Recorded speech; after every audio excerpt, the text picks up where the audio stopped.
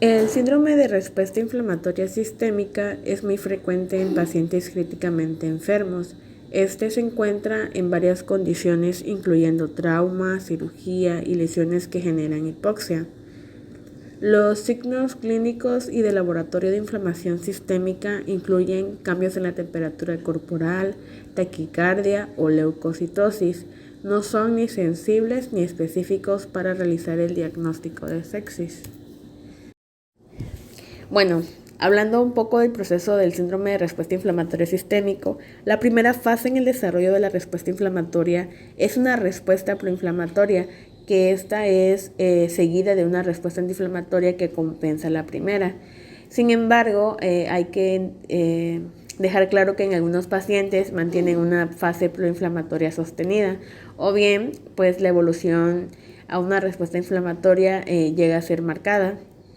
Heiland demostró que luego de un trauma severo o en la sepsis severa existe una disminución en la función inmune progresiva, que esta es acompañada de una respuesta antiinflamatoria sistémica sostenida, lo que conduce obviamente a falla multiorgánica y muerte. La difusión endotelial inicial provoca alteraciones en el equilibrio de óxido-reducción por la presencia de radicales libres.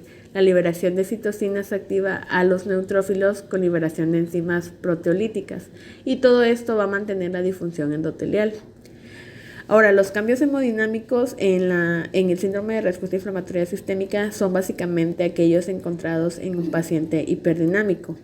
Las resistencias vasculares son bajas y se mantiene un alto gasto cardíaco. Esto sucede en un intento de poder mantener la perfusión sistémica normal, pero obviamente al existir lechos capilares abiertos y necesidades metabólicas que lo justifiquen, va a existir una cantidad importante de gasto cardíaco mal empleado.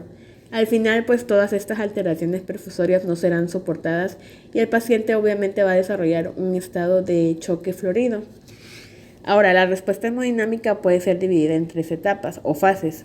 La fase 1, pues aquí existe un aumento en las resistencias vasculares sistémicas y pulmonares, mediada por la ciclooxigenasa al sintetizarse tromboxanos. Esta respuesta de vasoconstricción inicial no es de la misma magnitud en toda la economía. El lecho esplácnico responde entonces de una forma más intensa, lo cual esto ocasiona isquemia organorregional. También generación de radicales libres y favorece la translocación bacteriana. En esta fase lo que pasa es que se libera el factor depresor del miocardio. Luego en la fase 2, esta fase se caracteriza más que nada por el aumento en la permeabilidad endotelial, especialmente a nivel del lecho pulmonar. Aquí no se presentan mayores cambios hemodinámicos y esta fase está mediada básicamente por el factor de necrosis tumoral alfa. Luego en la fase 3 pues se incrementan de forma muy importante los cortocircuitos, también se intensifica la vasoconstricción pulmonar hipóxica y existe evidencia clara de difusión miocárdica en esta fase. La síntesis de óxido nítrico se mantiene por medio de la ENOS en la fase 1 y 2, pero en la tercera fase, cuando existe un estado hiperdinámico evidente, la producción de óxido nítrico se lleva por medio de la óxido nítrico sintetasa inducible. Luego también tenemos las fases evolutivas del aumento en la permeabilidad endotelial. Este aumento en la permeabilidad vascular, que constituye otro de los hallazgos fundamentales del síndrome de respuesta inflamatoria sistémica, también puede ser dividido en 3 fases. En la fase 1, esta se va a caracterizar por el aumento en la presión hidrostática, lo cual va a incrementar el flujo linfático de un líquido pobre en proteínas. Este aumento en la presión hidrostática se va a deber básicamente al estado de vasoconstricción inicial. Luego en la fase 2 el flujo linfático continúa siendo alto, pero ahora el líquido tiene mayor concentración de proteínas. Aquí también inicia el incremento en la permeabilidad endotelial, sobre todo a nivel del lecho pulmonar, y se desarrolla como tal el síndrome de fuga capilar. Las células endoteliales participan de forma activa en esta fase al producir sustancias proinflamatorias.